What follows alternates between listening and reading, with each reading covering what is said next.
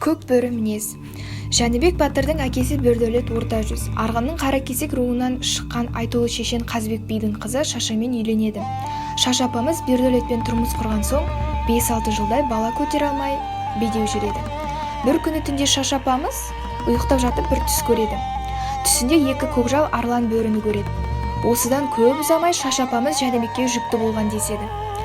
2 ай өткеннен соң Шаша апамыз көк бөрінің етімен жүрегіне жерік болады екен.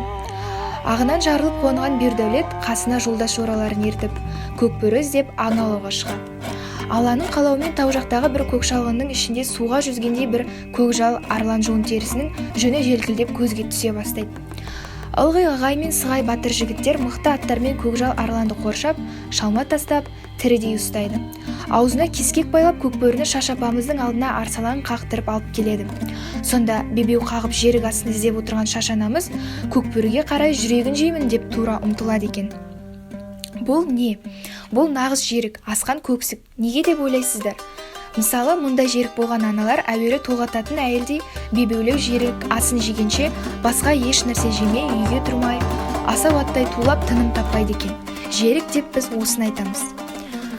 Әрі қарай Бердәулет атамыз Шашаның тірі көк бөріге жүгіргенін көргенде одан бұрын арғымақтан атылып түсіп, көк бөрінің жүрек тұсына үлкен кезекті салып жіберіп, көк бөрінің жүрегін жұлып алып, шекідей Шаша анамызға ұсынған деседі.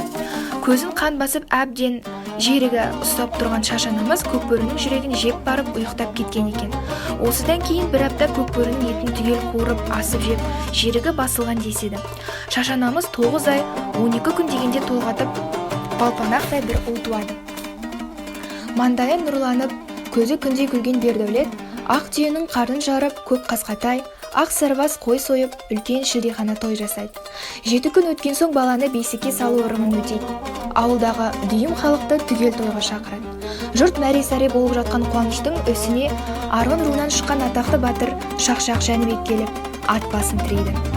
Атағы жер жарған батырдың тойға келгеніне қуанған Бердәулет батырдың алдынан шығады. Ат сулығынан ұстап тұрып, баласына ат қойып беруді өтінеді. Мұны мақұл көрген Шақшақ Жәнібек батыр есікпен төрдей күрең қасқа аттың үстінде тұрады. Аттан түспейді.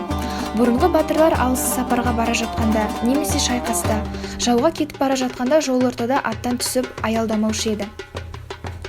Сол жолдың бойында ат үстінде тұрып, баламды бесігіммен маған берші деп сұрайды. Бердәулет бесікке енді ғана салынған баланы үйден алып шығып, Шақшақ Жәнібек батырдың қолына ұстатады. Ат үстінде тұрып баланы салмақтап көреді. Көтергенде салмағына көңілім толды деп енді бетін ашып көреді. Балпанақтай ұл екен. Дидарына көзім мен көңілім толды. Аты Жәнібек болсын, жасын Алла берсін, жолымды қуып батыр болсын дейді. Деп азан шақырып, атын қояды да баланы Бердәулетке беріп, бұлай батасын жаудырады. Керей деген елің көп, ел айналар шешен бол. Жағаларса жауын көп, жауға шапсаң есер бол. Ел ішінде дауын көп, жұрт алдында көсем бол. Жабыққан жауды шапырып, шайқасқанда есен бол. Жеке шықсаң жауыңа, жауыңның басын кесер бол. Садақ тартсаң жауыңа, ақ сауытын тесер бол. Бұтырып кеткен елің көп, басын жиып қосар бол. Қаптап жүрген жауың көп, алдын алып тосар бол. Маңдайы қалың соры көп, бағын жарып ашар бол. Тұйықталған жолың көп, жолын тауып ашар бол.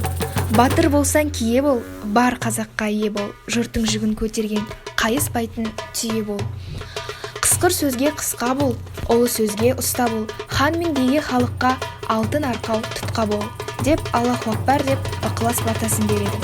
Бүкіл қазақ сахарасында атақ-даңқы кең жайылып тараған ер Жәнібек батыр дүниеге осылай келеді екен. Аты осылай қойылған. Расында кейін атақты батыр болды. Абылайханның оң тізесін басқан сенімді серігіне айналды. Жоңғар соғысында жауларын ойсырата жеңді. Бөрі етінің жерігі осымен біткен жоқ. Одан қанға сіңіп қалыптасқан сүтпен бітіп сүйекке жеткен мінездің ізарнасын ашып, әрі қарай жалғасты.